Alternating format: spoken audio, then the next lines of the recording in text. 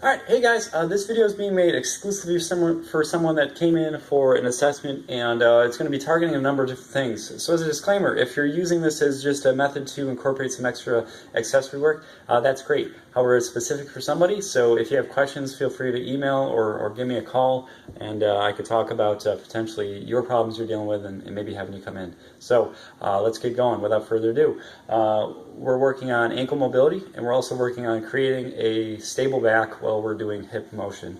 We're going to go over some basics, then try to incorporate some challenges, and then have a little ankle mobility work to be done. So this is video number 1 for all of this. So let's begin. So we're going to talk about breathing, and we're going to talk about bracing. Those are two important components to focus on in any accessory work. So I highly suggest, if anything, really focus on doing these two things, and because they not only are something that you can just do separately, but you can incorporate them into every single movement pattern you do, whether it's in your active workout or whether it's in your very slow, controlled, methodical, mental movements that you're doing prior to a workout. So, breathing. To create a very simple process to start, we're going to lay on our back. This is the easiest way to begin to learn how to do this. Hand on the sternum or above, just a little bit above the sternum is adequate, and hand just below the belt line. We're going to try to draw breath into our nose or mouth. The nose is usually easier, creating a sensation as though we're trying to fill a bag down near our belt, trying to create a lift in that belly at the very bottom. So if I'm going to do this, hand is up here to make sure we're not moving too much up here. So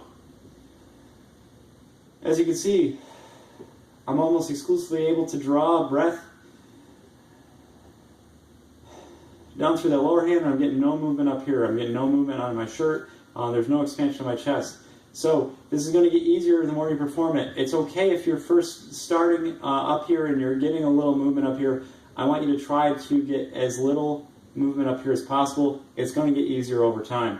Another way to incorporate a challenge into this is to try to add some weight. So start with a small weight and you can work your way up. I've been working on this for a little while, so I can get a 35 up at this point.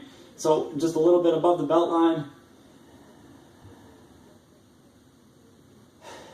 Taking a breath in so that I'm able to lift the tactile cue up, the weight upwards. A couple other cues to add to your breathing. Focus on breath being drawn down towards your pelvic floor. Imagine like your hips form a bowl and you're pushing air down into it. Imagine also that you're trying to expand and separate your hip bones here with the breath. That all should help. Breathing through your nose helps. So that's part 1 of the workout here, basics. Next is bracing. We talked about this, whether in a hook line, so knee bent position, or laying down. Simply practice bracing techniques. So a tension is being drawn between the belly button and spine, such that you're trying to draw them together. Notice when I do it, I'm doing it right now, I can still talk, I can still breathe. A little harder to breathe, but easy to talk, so I'm not creating an effort such that I can't focus on every one of my other activities. So I'm feeling tension in my back, and I'm feeling tension in my stomach. So what you should expect from this, you should be able to draw tension such that when you do certain activities, your back doesn't change conformation. To challenge this, a few things I'd recommend. In a bent knee position with one leg straight, you can bring your back up, your head just slightly up, and your elbows up. Notice how when my hands placed under my back, I can realize that there's no change in the position of my spine when I perform these 3 activities. So I should be able to brace and hold without any change in how my back is placed onto the floor. Another challenge for this, one arm up and the opposite leg straight out. You can bring both up and the head up. Once again, my hand is under my back. I can notice that my back conformation with a brace does not change whatsoever. So let's take these 2 concepts of breathing and contraction and provide some challenge. So there's 3 things that I had in mind for this particular case because we're getting a little pain with certain Olympic movements. First is going to be in a 90-90 position. 90-90 means that straight out in front of me, one thigh goes, and then I'm going to have the knee bent into a 90-degree angle. Same thing goes. So 90 degrees away from that, my other leg goes straight out, and I'm going to have that bent again into a 90-degree angle. What I'm going to try to do, focus on my breath, focus on my bracing, focus on my spine remaining rigid. I'm going to try to press my body upwards. Notice I have some restriction in my hips, so I'm going to focus on trying to draw my body into that position, keeping my spine straight and stable. So from here, I'm going to create a forward motion. Notice that I'm not changing the conformation of my back, it's staying fully straight, chest high. I'm going to slowly lower my body as I'm focusing on that belly breath. Forward, head stays straight. Everything from the hips up is I'm trying to keep it as stable as possible. Focus on the breathing, focus on contracting through my core like we just talked about. Feeling an incredible amount of mobility and stretching on the outside of my thighs. Alright, and then switching positions I can show you on a sideways view. You're going to notice limitations between the two of these. So, for instance, this side is a lot harder for me to do, but I'm keeping my spine stable and straight, shifting my hips over, and doing a forward plunge, keeping that spine. See how it's staying stable, it's staying straight, chest is still high. Going forward and changing how that feels on my hips. So I'm going from the inside tension on the above as I'm pushing the opposite way towards my back leg, and then shifting forward, hinging forward, feeling that tension shift away from that back hip onto the front hip on the outside, and shifting as far forward as I feel comfortable with my spine not changing conformation. You should feel incredible amounts of stretching through the hips as you perform this. Second challenge you could do for this, with a box or a chair, we can simply place one leg up with the toes upwards. The hand is placed on the small of your back, and you're going to just try to simply do hinges. So I'm shifting my butt backwards as far as I feel comfortable, feeling mobility in my hips. So I'm pushing out, and what my hand is on my back for is to make sure that it's not changing its shape. So I'm not bending it further backwards to try to facilitate more motion, nor am I bending my body forwards to facilitate more motion. So my hand's a good check to make sure that my back's staying in the same place as I'm doing this motion. So let me get a little side view for you here. So toe up, hip out, the other hip forward. I'm creating a hinge. Oh, let me try to get a better view. So I'll just come to the front here. So notice how my back doesn't change, and I'm bending my hip backwards as I'm allowing my back to stay the same. I'm contracting with that co-contraction like we talked about, and I'm also trying to perform that breath in as I go down and up as I come up, or out as I come up. The last one we can do for this is simply just doing a hip hinge. So good mornings with the PVC pipe on your back. I know we talked about this in your visit. I'm just going to get a little bit further out here, but once again, 3 points touching back of the head between the shoulder blades at the base of my spine. I'm going to brace up, and I'm going to make sure that those 3 points stay very stable as I roll on through until I get to that tension in my hamstrings, pushing up with my glutes. So as you see, the conformation of my back and the co-contraction makes me feel it literally all in my hips. This is what you should feel as you do this.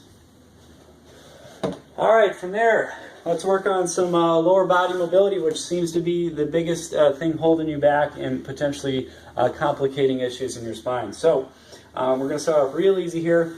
We're just going to simply do 3 things. So 2 are going to be mobilities, and then 1's going to be a resistive challenge for specific muscles. So I will explain a lot more in the email, but let's just get going. So downward dogs, if you do not do them, they are fantastic for the ankles and just the posterior chain in general. Going into a downward dog position, I want to make sure we try to keep our spine as neutral as possible. There is going to be a little bit of bending, and that's okay. I'm going to get my shoulders forward, and then I'm going to get my feet into a position where I'm feeling some extreme tension in the back of my legs. As you notice, my posterior chain is extremely tight, so you might be a little bit better at this than myself. So what I'm going to do when I get to the point of tension that I'm feeling in the back of my thighs, I'm going to start to march. So simply just marching, feeling tension in the calves, feeling some tension in the hamstrings. Now, let's add a little flavor to this. One of my favorite things to do as I'm performing repetitions of this is I'm going to turn my toes or my heels outwards. And I'm going to just do a couple marches with my heels out. And then I can also rotate my heels in and do some marches with my heels in. Hitting lateral and medial fibers of the calf or the hamstring. Trying to just mix it up a little bit and give a little challenge to the body. If I didn't say this already, you'll see on the email, I'm sending, the amount of reps and everything you should do for these. I'm just trying to make this as short as possible. All right, so from there, we're going to work on an ankle mobility, and then we're going to do a little challenge to activate some muscles that we're gaining some range of motion with this. So from the downward dog, you're going to grab a rogue band or whatever resistive band you have. It's important the placement of the band. You're going to place it just a little bit below the tibia. So you don't want to place it too high in the shin. You want to put it just above where your foot ends. From there, you can either wrap this, you can either band this around a rig, or what I typically do, just because I don't have a rig in my office, I cross the band over. So I'm going to cross the band over so I could place my knee down and provide my own resistance. So I'm going to just make sure I get enough so that I feel tension between the band and my knee before I even begin. Alright, so from here, just going to get a little bit more. From here, what I'm going to do is I'm going to take my hands, I'm going to try to stay in as upright of a lunge position as possible. I'm going to get my hands, so I'm going to take my outside hand and I'm going to create a rotation inwards on the tibia. So just a little bit below my knee, I'm going to just slack the skin out so I'm pushing inwards. So essentially what I'm doing is outside hand over here, I'm rotating out, and the inside hand's rotating in. So I'm creating internal rotation on this tibia. So I'm just going to slack that skin out, and after I do that, then what I'm going to do is, with my heel still on the ground, I'm going to bring my knee as far forward as I possibly can with that heel staying firmly on the ground. So I'm going to give you just some examples. And yeah, I'm going to increase the resistance a little bit, try to keep my back upright, coming as far forward as possible. So once again, I'm continuously trying to apply rotation of that tibia as I'm creating dorsiflexion or forward motion, or that upward motion of my ankle as I do this. Once again, reps will be on the email. So after doing the sets of those, you're going to transfer into the last portion of this. So once we create that mobility, we want to challenge it. So what we're going to do, there's two methods of doing this. Either you could do a crossover sitting method, or I'll show you a method on the wall. But what you're going to do in either sense is challenge those muscles on the front, outside of the leg. So these are going to get really exhausted for the first week, if not 2 weeks, of you performing these. So you're going to get exhausted and maybe even sore as you perform them. First thing if you're doing this one, you're going to point the toe down, plantar flex. We're going to get some resistance with our hand, but not enough that we can't bring our foot up. So I'm resisting, but I'm allowing my foot to do what it does, and that's go upwards. And I want to get it to that point as far as I could bring it with that upward motion, that dorsiflexion of the ankle. The other method of doing this, which is a lot easier as far as I'm concerned, and potentially even more effective, is just simply going against the wall, making sure our back, so back between the shoulder blades is touching, And the very base of the spine is touching, and the backs of our heels are touching.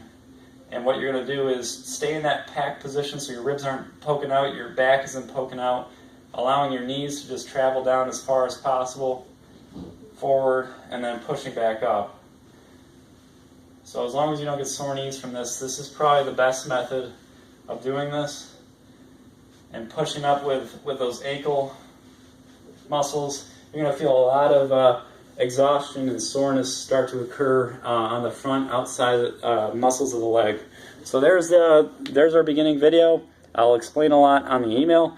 Hope this helps, and if you have questions, let me know next time you come in.